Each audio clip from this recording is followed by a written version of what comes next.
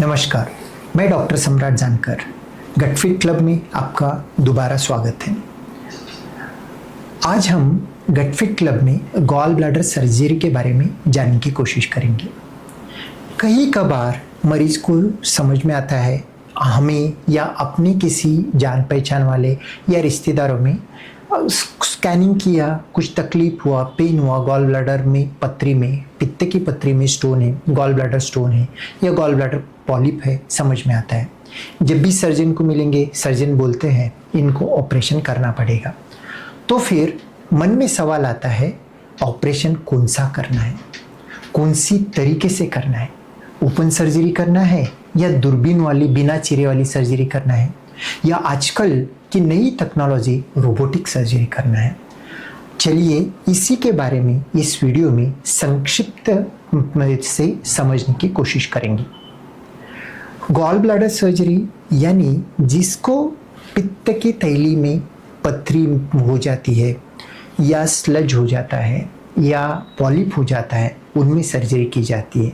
सबसे पहले समझना जरूरी है गॉल ब्लैडर सर्जरी यानी कोलेसिस्टेक्टोमी, जिसमें सिर्फ पथरी नहीं निकाली जाती, पथरी के साथ में पूरा गॉल ब्लैडर निकाला जाता है। यही उसका स्टैंडर्ड सर्जरी है। अब चलिए समझते हैं कौन सी टाइप की सर्जरी अवेलेबल है।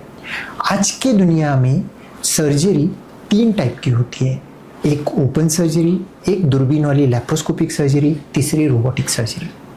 ओपन सर्जरी ये एज ओल्ड सर्जरी है, ये स्टैंडर्ड सर्जरी है, कई सालों से ये किया जा रहा है और ये सर्जरी सेफ है और ये सर्जरी बहुत अच्छी है क्योंकि 100% हम रिजल्ट दे सकते हैं। लेकिन यहाँ पे लेकिन बहुत बड़ा है। इस सर्जरी में 5 से 6 इंच का दाहिने साइड में एक चीरा हो जाता है, जिससे इन्फेक्शन का डर रहता है, बहुत पेन का एक समस्या रहती है।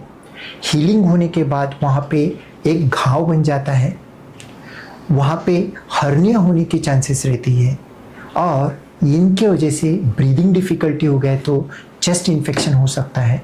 तो आजकल ओपन सर्जरी लगभग कोई करता नहीं, लेकिन 1% में गॉल ब्लैडर में ओपन सर्जरी करना ज़रूरी होती है, क्योंकि जब भी गॉल ब्लैडर इन्फेक्शन ज़्यादा है, पेशेंट की तबीयत बहुत ख़राब है, लैप्रोस्कोपी टॉलरेट नहीं कर सकता या कोई ऐसी इमरजेंसी कंडीशन है या लैप्रोस्कोपी या दूरबीन की रोबोटिक सर्जरी करते वक्त कुछ कॉम्प्लिकेशन है, तो ओपन सर्जरी से ही सेव लाइफ किया जाता है, दूसरे कोई सर्जरी से नहीं।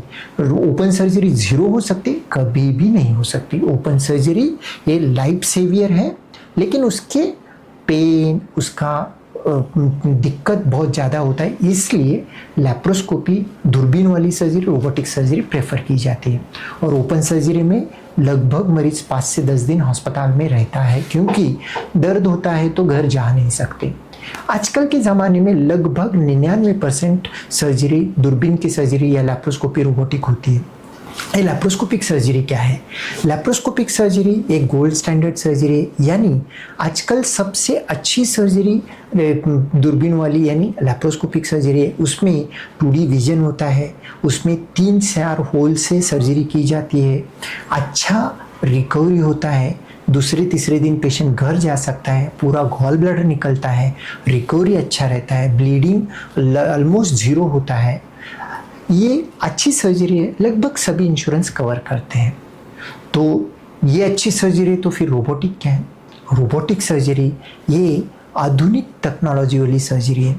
इसमें रोबोट सर्जरी करता है क्या? ऐसा नहीं, इसमें सर्जन ही सर्जरी करता है, लेकिन रोबोटिक इंस्ट्रूमेंटेशन से करता है, जिसमें 3D विजन रहती है, जिससे अपने को बहुत क्लियर मैग्नीफाइड व्यू लैप्रोस्कोपी से अच्छा दिखता है। इसमें इंस्ट्रूमेंटेशन बहुत सोफिस्टिकेटेड रहते हैं, जिससे सर्जिकल सेफ्टी बढ़ता है, सर्जन ट्रेमर ट्रांसमिट नहीं होते, रिकवरी फास्टर रहता है और इसमें इफ़ेक्टिवनेस सर्जिकल बहुत अच्छा रहता है।